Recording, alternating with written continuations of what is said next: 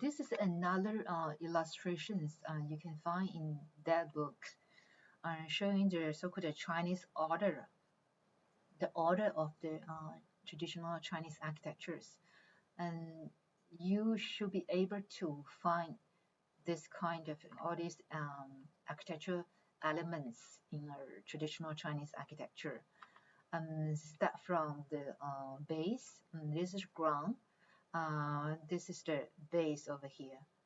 Within the base, you can see this is the reverted pan over here. Above it, you can see the lip, like the penchun, the lip of this pan over here. And you may also find this chin over here. That's a transition part between the column and the column base over here. And this is the column. Above it, you can see the 23 is the linter over here to connect the columns. And above it is the dogong. Just now I show you. This is the ludo.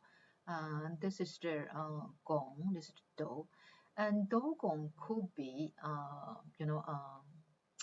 crafted, developed from the 4 directions, depending on the positions it were located.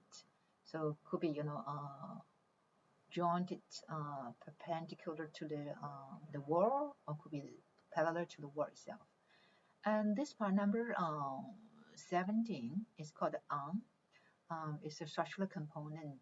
Actually, it helps to hold the eave over here. So you can see the arm over here. Above it, there's another arm over here. So the tip of this arm, they call the arm is the beak of the arm, or the mouth of the arm over here. So above the arm, you see another door over here, and this door receive the gong over here.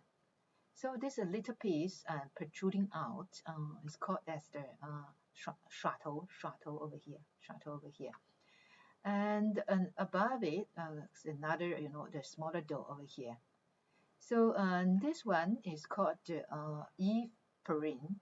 It's kind of receiving the heavy eave over here, and also protect the cover the perins behind it. Above it, number 2 is the rafter, called the eave rafter, and this part is called a rafter, roof rafter. And this one is the the one creating the upward eave, called it the flying rafters. Inside, you can see the beam over here. Above the beam, there's another cluster of the dogong, the bracket. So this consisted of the so-called timber structure for traditional Chinese architecture. So Liang Shichen and his team's research on the Chinese architecture helped us to understand the architecture components, what the different elements, what's the term, what's the name for all these so-called components. And look at this image. It shows the evolution of this particular architectural elements of a shuttle. It shows the head of the beam. It shows that in different time, in different dynasty, in different architecture, the treatment of this shuttle could be different. From Tang to Song to Liao to Jing to Yuan to Ming and to Qing dynasty.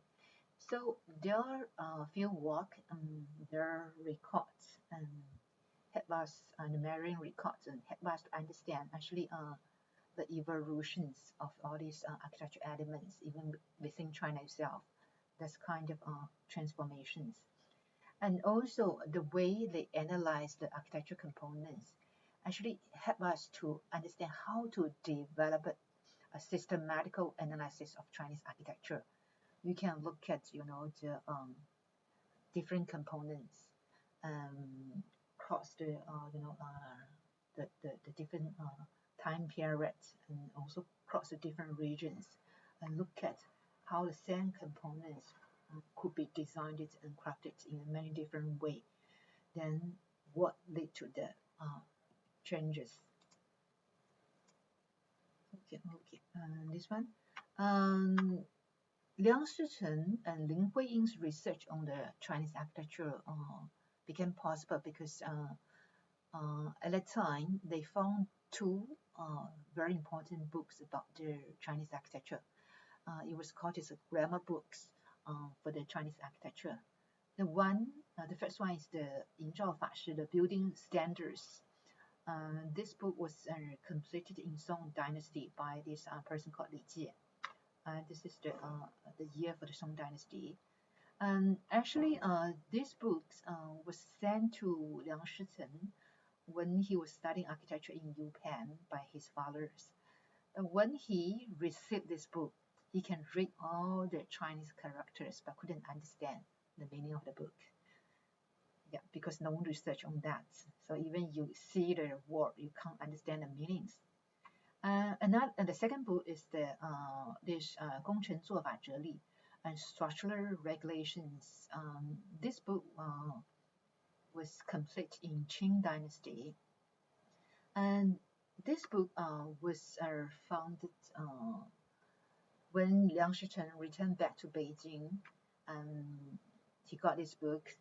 Luckily, at that time, there are some old craftsmen were still alive. They involved in their projects for the Qing government.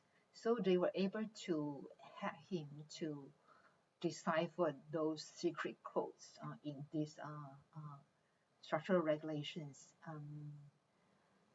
which the Soviet they had it in the northern part of China. Liang Shichen and his team gradually understand all the regulations, all the standards, all the drawings, and put in these two books.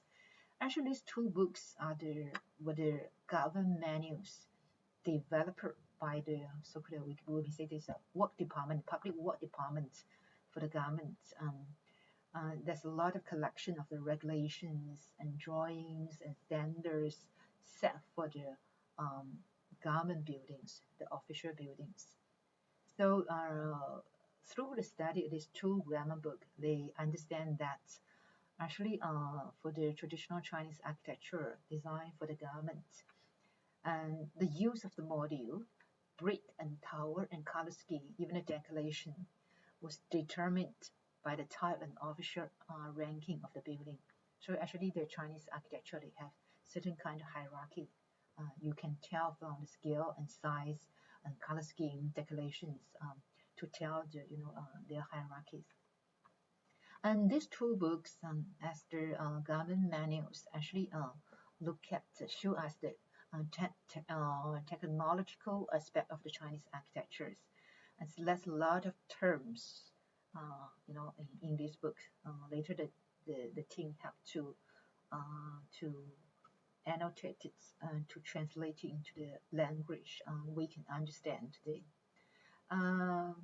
These two books was very good for to set the ground for the comparing Chinese architectures in a different time period in Song Dynasty and Qing Dynasty. These two books actually for building Chinese traditional Chinese architectures, the carpenter was leading the whole project. Even so, you have the ancillary masons for laying the brick and roof towers and so on.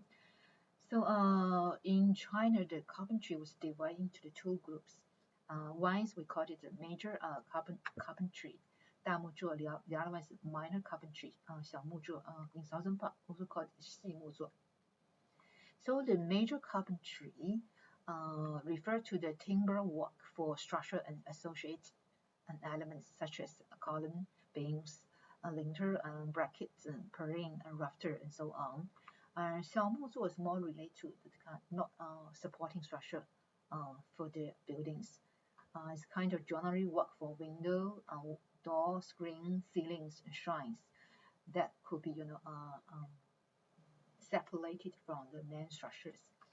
So they have the drawings shows how to build the timber structure for for the building. And this one shows the how to make the door.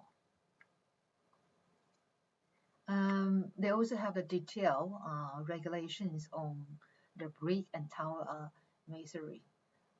For example, for the the dragon columns, they have certain patterns. You need to follow this kind of three-dimensional stone carvings. And this one, you see the dragons. The dragon head is looking upwards. It's quite different from some dragon head we have in Singapore. Even for the painted decorations and the paintings over there, there's certain patterns and you need to follow. Even the rendering of the colors, where you can apply what color, the red color, blue color, or green colors, and where you put this kind of different colors over the patterns. There's certain control over it. The significant contributions of the Liang Shiten's research is that actually you can find it in their books that these are the two drawings. They draw it, shows the rules for structural carpentry according to the book published in Song Dynasty, and this one's for the Qing Dynasty. There's a lot of information. These two drawings want to show to the readers. I may not go for the details. Just want to highlight a few key points. And the first is that actually the Chinese architecture, the building of the Chinese architecture follows certain modular system, and the module was in Song Dynasty was determined by the size of the gong itself. As you can see here, the size of the gong was used as the module for the building of the architecture. In Song Dynasty, there are 8 size, okay, so 8 grades. The bigger one will be used for the architecture which are the higher rankings, the more important architecture. And in Qing Dynasty, you can see no longer use the gong, rather use the mortise of the dome. This is the dome here. This is the slot, right? You can see they use this size as the module for the whole structures.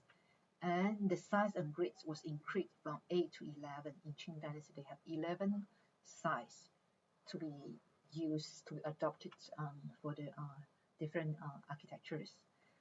Another important finding is that in Song Dynasty, you can see this kind of structure, the shutter-shaped columns here. Could be the upper part or bottom, both end of the column, the shutter-shaped. But in Qing Dynasty, you can see more this kind of straight columns. Even the proportion of the columns in Qing Dynasty is different from those in Song Dynasty. Another major change is that in Song Dynasty, the dogong, the size of dogong, scale of the dogong is much bigger than those in Qing Dynasty. So this is why in Song Dynasty, you can see in between the bay, there's less so-called the cluster of the dogong could be put over here. But in Qing Dynasty, they keep putting many cluster of the, many set of the brackets in one bay. Another one is the beam. In Song Dynasty, the architectures, you can see this kind of yueliang, the crescent beam. The one end of the beam was sharpened to fit in the columns over here. But in Qing Dynasty, it's hard to see this kind of treatments. Another major changes is that look at the pitched roof. The Qing Dynasty, the pitched roof is much steeper than that in Song Dynasty because they changed the ratios between the perim. So this is some of the major changes we can observe. The Liang Shichen, they observe it and present to the readers. And since we're talking about the garden manuals, I would like to introduce, if you have interest, you can look at the Yangshi Lei, the Lei families. This family, the Lei family, actually comes from the Jiangxi province in southern part of China. But because of their talents, they were recruited by the imperial family, by the emperors, to work in the Beijing for the imperial family. So for 8 generations, these Lei families, they are the architect and craftsmen for the imperial architecture in Qing dynasty for around 200 years. This family actually, when they design, they do have some drawings and records for the buildings, especially for the imperial architecture. They need to have certain records. They also have some discussion with the emperors and in charge officers. So this is one of the drawings they developed it. You can see how the Chinese draw the plans and to annotate the plan, annotate the plans. And they also made the models, these two-scale models for discussions with the emperors and other peoples.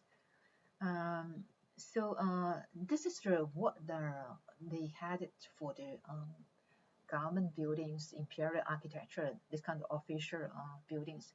But in the southern part of China, for the buildings for the commoners, they also have their so-called modular systems and their the way of building the houses for common peoples. This one actually you can find it in southern Fujian. They still use a gaochi controlling rulers to set the modular systems for the whole buildings. The carpenters have a lot of markers over this timber slab. They use these stick to measure and to control the size of the different architecture components over there. The research on the traditional Chinese architecture in southern part of China also show that even for the building for the commoners, the carpenters, they have their own sort of notebook. They recorded what they learned from their masters, their experience, their understandings. So they have this 春史白部, that's the notebook. This one was produced in 1984. Interesting. Yeah, it's very hard to decipher the all these writings over there. All these carpenters actually are very good at sketching. This is one of the, as we can see in this kind of garden manuals for the